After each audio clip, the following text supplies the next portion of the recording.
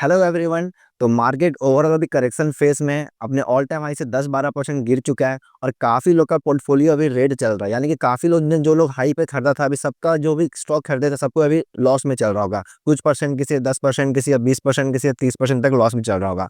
तो भाई साहब अभी डरना नहीं है, आपका सिर्फ यहाँ पे पोर्टफोलियो रेड नहीं हुआ है। जिन लोगों ने यहाँ पे इन्वेस्ट किया, जिन लोगों ने बाई किया है, उन लोगों का पोर्टफोलियो सबका भी रेड चल रहा है। और अभी तो सिर्फ 12% मार्केट गिरा है भाई। और जो लोग कह रहे हैं ना कि मार्केट क्रैश हो रहा है, मार्केट क्रैश होगा, वैसा कुछ भी नहीं है। अभी तक सिर्फ अपने ऑल टाइम हाई से 12% गिरा है। क्रैश किसको कहते हैं? जो 60% 40% गिरता है, जो लॉकडाउन टाइम 40% गिरा था ना, उसको कहते हैं कि मार्केट क्रैश हुआ था। 2008 में जो मंदी आया था, उस टाइम मार्केट 60% गिरा था। सोचिए जो लोग इन्वेस्ट किए होंगे अपने उस टाइम 2007 का पीक पे, वो उन लोगों का क्या हाल हुआ होगा। तो यहीं तक का भी पेशेंस और माइंडसेट टेस्ट होता है कि आप लोग किस लेवल तक यहाँ पे जा सकते हैं। अगर आप लोग अभी डर के निकल जाएंगे या फिर लॉस में होकर निकल जाएंगे, तो आप लोग कभी यहाँ से स्टॉक मार्केट से पैसा नहीं कमा सकते। और भाई साहब ये 10-12% ही गिरा, ये तो नेचर है। पिछले 2 साल में ही सोचो, लॉकडाउन तो छोड़ो, 2022 से लेकर 24 तक कम से कम 5 से 6 बार 10-10% तक गिर चुका है। तो ये स्टॉक मार्केट में होते रहेगा, ठीक है ना।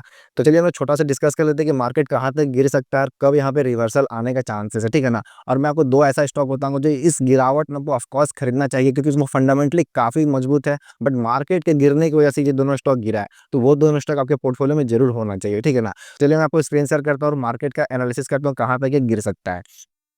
तो मैंने अपना स्क्रीन शेयर ऑन कर दिया है। देखिए ये है मेरा निफ्टी का चार्ट। तो अभी तक मार्केट कितना गिरा है, निफ्टी कितना डाउन आया अपने ऑल टाइम हाई से, वो देख लेते हैं एक बार। ये इसका ऑल टाइम हाई था और वहां से देखिए अभी सिर्फ 12-13% ही गिरा है भाई। और पैंडेमिक में देखो, ये कोविड के टाइम क्रैश था, ठीक है ना, इसको कहते हैं क्रैश। क्रैश टाइम देखिए कितना गिरा था, लगभग यहाँ पे देखिए 37%, 30 लगभग 40% यहाँ पे गिरा हुआ था। और पीछे आके 2008 में जाएगा तो हमें 60% गिरा था। सोचिए अगर यहाँ पे और 20% भी गिर जाए तो क्या हालत हो जाएगा, जो अभी आप लोग डर रहे हैं। इसे डरना नहीं है, स्टॉक मार्केट का पार्ट है, करेक्शन लेना 10% 12% नहीं तो फिर 20-20% भी करेक्शन लेता है, ठीक है। तो वो चलता रहता है स्टॉक मार्केट में। अब देखिए कहाँ तक गिर सकता है ना, देखिए वन डे का यहाँ पे टाइम फ्रेम खोलेंगे। देखिए जनरली होता क्या था कि ये जो रेड कलर का जो इंडिकेटर लगा है ना, 200 डीएमए है।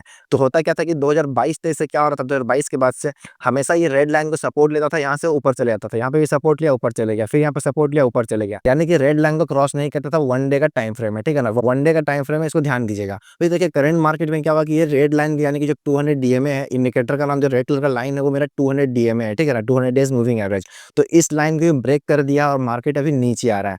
तो अभी और कितना नीचे आएगा उसको पता करने के लिए हम लोग क्या करेंगे, वीकली चार्ट ओपन करेंगे। तो वीकली चार्ट खोलेंगे, यहाँ पे देखिए। अब वीकली चार्ट में देखिए होता क्या था, समझिएगा इस बात को। ये मेरा वीकली चार्ट है, यानी कि एक कैंडल मेरा पूरे एक हफ्ते का यहाँ पे शो करेगा। अब देखिए वीकली चार्ट में भी देखिए मार्केट हमेशा क्या होता था, वीकली चार्ट के आसपास आता था फिर ऊपर चले जाता था। दिखाते हैं आपको ड्रॉ करके, यहाँ से देखिए, यहाँ पे आया था रेड लाइन के पास, ऊपर चला गया, फिर रेड लाइन के पास आया, मार्केट ऊपर गया, फिर रेड लाइन के पास आया, मार्केट ऊपर गया, फिर रेड लाइन के पास आया, मार्केट ऊपर गया। यहाँ पे तो कोविड का टाइम था इसलिए रेड लाइन को क्रॉस कर गया था। अब इसके बाद देखिए कोविड के बाद अभी तक ये रेड लाइन को क्रॉस नहीं किया है। तो मेरे हिसाब से मुझे ऐसा पर्सनली लगता है कि एक बार ये रेड लाइन को टेस्ट करने के जरूर आ सकता है, या फिर ये मार्केट यहीं पे कॉन्सोलिडेट करेगा और ये रेड लाइन उठ के इसके पास से आएगा, ठीक है ना। तो होने का कुछ भी सकता है। अगर ये कॉन्सोलिडेट करेगा तो 1-1.5 साल तक यहीं पे कॉन्सोलिडेट कर सकता है। और अगर मार्केट नीचे गिरेगा तो लगभग ये 20,000 19,500 तक आ सकता है।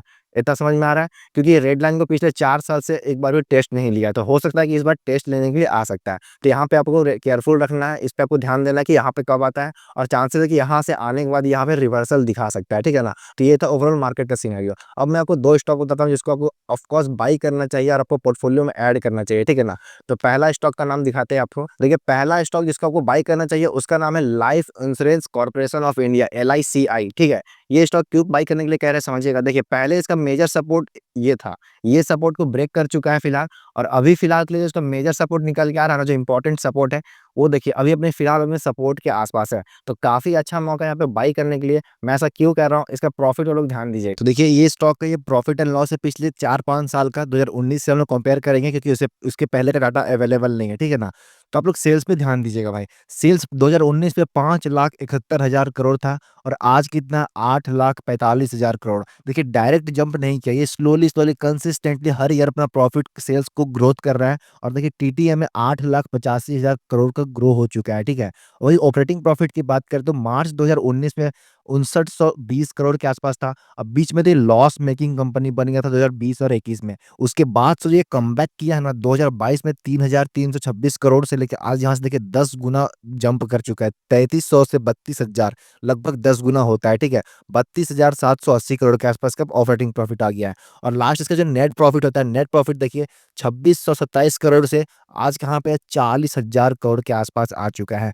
तो इतना बढ़िया तरीके से इसका प्रॉफिट एंड लॉस ग्रो कर रहा है। लेकिन देखिए क्या शेयर प्राइस का लास्ट 2 साल में क्या 10 गुना इंप्रूव हुआ है? बिल्कुल नहीं। जहाँ 2 साल पहले अवेलेबल था, आज भी उसी प्राइस पे अवेलेबल है। तो इससे अच्छा मौका और कहाँ मिलेगा, ठीक है? तो प्रॉफिट वगैरह सब कुछ अच्छे ढंग से इंप्रूव हो रहा है, लेकिन जो प्राइस है इस मार्केट क्रैश की वजह से काफ़ी नीचे आ चुका है और इस मौका को यहाँ पे हाथ से निकलने नहीं देना है। ऑफ कोर्स आप लोग यहाँ पे बाय कर सकते हैं, ठीक है ना? लेकिन यहाँ पे रिस्क क्या है कि अगर ये सपोर्ट को ब्रेक करेगा तो यहाँ पे ये लेवल को भी टेस्ट करने के लिए आ सकता है, जो कि ये है लगभग 586 का। अभी ये ट्रेड कर रहा है 750 के आसपास। अगर इस सपोर्ट को ब्रेक करता है तो आपको लोग 590 के आसपास भी आ सकता है। इस पे आपको ध्यान देना है, ठीक है?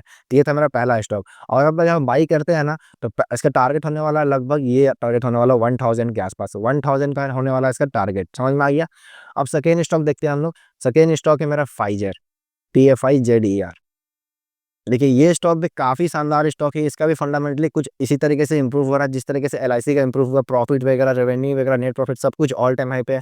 और ये जो फाइजर कंपनी है बिल्कुल डेट फ्री कंपनी, कोई भी कर्जा इसके ऊपर नहीं है। प्रॉफिट वगैरह पूछिए मत, बहुत ही अच्छे तरीके से इंप्रूव हो रहा है। लेकिन देखिए शेयर प्राइस में काफ़ी अच्छा रैली भी आया था, लेकिन जिस रफ्तार से ऊपर गया था उसी रफ्तार से नीचे भी आ गया है। और अभी देखिए अपने मेजर सपोर्ट के आसपास है। लगभग इसे जो सपोर्ट बन रहा है ना, लगभग 2022 से इसी सपोर्ट को लेते लेते लेते आज उसी सपोर्ट पे अवेलेबल है। इसलिए कह रहा हूँ कि काफ़ी अच्छा मौका है ये स्टॉक को बाई करने के लिए। कर सकते हैं इसको स्टॉक को बाई, लेकिन वही बात है कि अगर ये सपोर्ट को ब्रेक करे तो और नीचे आ सकता है। लेकिन चांसेस ये लग रहा है कि ये सपोर्ट को ब्रेक नहीं करेगा, क्योंकि ऑलरेडी एक रैली दिखा चुका है। अभी मार्केट गिर रहा है इसलिए ये स्टॉक गिर रहा है, वरना ये स्टॉक अच्छा खासा और ऊपर जा सकता है। मैं आपको अगर अपनी पर्सनली बात बताऊं तो ये स्टॉक मुझे पर्सनली लगता है कि 10,000 भी जा सकता है, जिस तरीके से इसका प्रॉफिट वगैरह बढ़ रहा है। और काफ़ी शानदार स्टॉक है, बिलीव कीजिए बहुत अच्छा स्टॉक है, ठीक है ना? तो आप लोग एलआईसी और फाइजर को ऐड कर सकते हैं अपने पोर्टफोलियो में। लेकिन इसमें भी रिस्क है, शेयर मार्केट बहुत ही अनसर्टेनिटी होता है, तो कुछ भी हो सकता है, नीचे भी आ सकता है। तो अपने रिस्क के हिसाब से यहाँ पे बाई कीजिएगा, ठीक है? तो यही था ओवरऑल। वीडियो कैसा लगा कमेंट करके जरूर बताइएगा। मिलते हैं नेक्स्ट वीडियो में किसी नेक्स्ट शेयर के साथ, तब तक के लिए बाय।